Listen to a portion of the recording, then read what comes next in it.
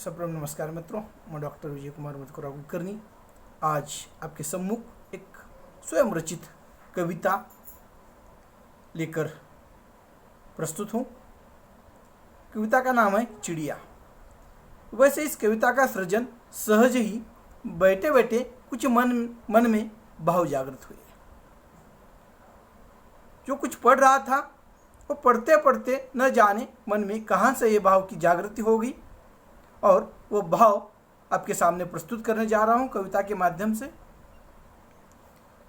इस कविता के पहले कविता की निर्मिति के जो भाव मन में निर्मित हुए थे उसको आपके सामने प्रस्तुत करने जा रहा हूँ। हम देखते हैं समाज के इस स्तर पर हर माता पिता अपने संतान के लिए सपना देखते हैं और इसीलिए माता पिता अपने उस संतान के लिए हर एक सुख देने का प्रयास करता है। और ऐसे में जब संतान अगर लड़की के रूप में हो तो जैसे उसका जन्म होता है, जन्म से लेकर एक सीमित समय तक अपने माता पिता के घर रहती है और तब उसका लालन पालन, उसका खेलना, खिलखिलाना, गाना, ये सब कुछ माता पिता को बहुत प्रिय लगता है, अपना लगता है। मानो उस माता पिता का सारा संसार, सारा विश्व ही अपने बच्चों के इर्द गिर्द घूमता रहता है और उसमें वो अपना सुख ढूंढते हैं और उन्हें चैन भी मिलता है।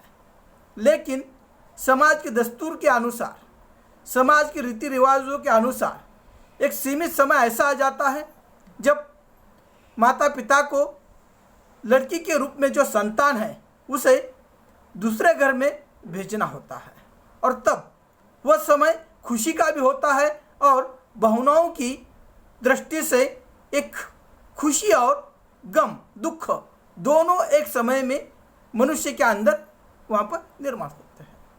और तब एक तरफ नई सृजन है, नया जीवन है संतान का, इसलिए खुशी होती है। लेकिन जिस संतान को हमने अब तक छोटे रूप से वहाँ पर बड़ा किया है, लालन पालन किया है, वह जब दूसरे घर में चली जाती है तब उसका जीवन कैसे होगा, ये सोचकर पिता के मन में अनायास ही एक अलग अलग भाव जागृत होने लगता है और उस भावना को लेकर पिता हर पल अपने उस संतान को लेकर कुछ ना कुछ मन में सोचता रहता है। उस नन्ही सी चिड़िया यानी लड़की की यादें बार बार उस पिता को आने लगती है और वह अपने लड़की से दूर रहकर भी बार बार अपनी उस संतान की यादों में तड़पता है। उसे कहीं ना कहीं छोटा सा डर भी मन में महसूस होता है कि उसका जीवन किस तरह से वहाँ पर वह जी रही होगी, क्या उसके जीवन में कोई तकलीफ है, क्या कोई विपदा है, वो न आ जाए। और इसलिए वो बार बार अपने आप को ईश्वर से या अपने आप को संभाल लेता है, ईश्वर से प्रार्थना करता है। ऐसी एक पिता की जो दृष्टि होती है उसी दृष्टि को ध्यान में रखकर यह कविता निर्मित हुई है। कविता का नाम है चिड़िया, जो आपके सामने मैं प्रस्तुत करने जा रहा हूँ। चिड़िया यानी छोटी सी बच्ची का वो रूप जो हर माता पिता के सामने आंगन में खेलती हुई छोटी सी बच्ची जब बड़ी हो जाती है, दूसरे घर में चली जाती है, उसका वर्णन और पिता के उस अंतर्मन की द्वंद्व की जो स्थिति है उसका वर्णन कविता के माध्यम से किया गया है। ये स्वयं रचित कविता है, इसमें जो गलतियां हैं वो मेरी है। तो कविता का पाठ आपके सामने करने जा रहा हूँ।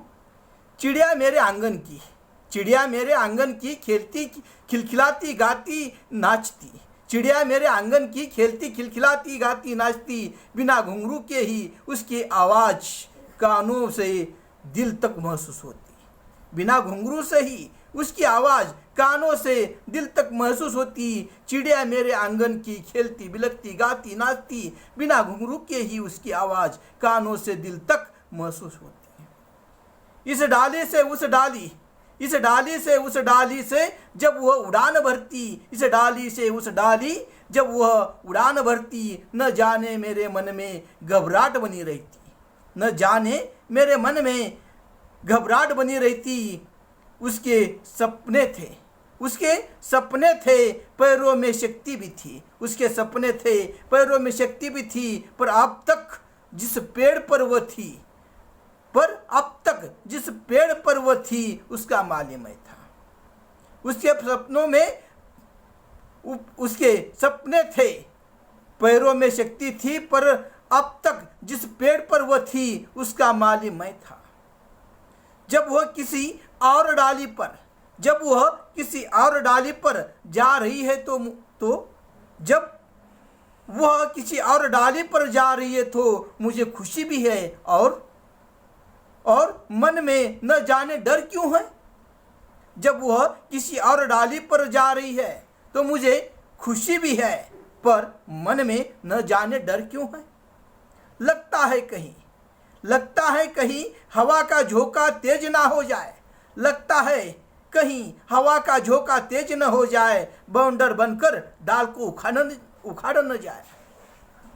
लगता है कहीं हवा का झोंका तेज न हो जाए, बवंडर बनकर डाल को उखाड़ न जाए। सोच में जी करता है, फिर अपने आप को ही समझाता है। सोच में जी कतराता है, फिर अपने आप को ही समझाता है। वो पक्षी है, उड़ान उसका कार्य है। मेरी भावना से ज़्यादा उसका जीवन सफल होना जरूरी है। द्वंद्व में हर पल जीता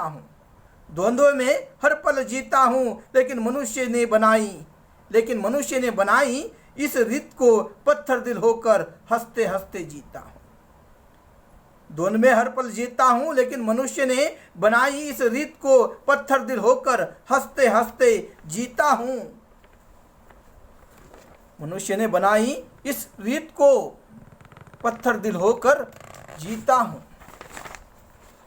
चिड़िया की वह आवाज़ आज भी घर के आंगन में बैठकर महसूस करता हूँ। उसकी यादों की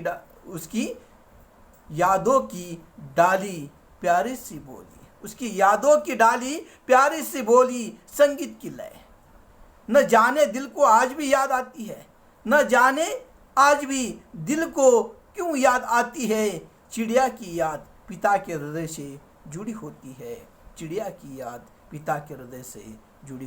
है।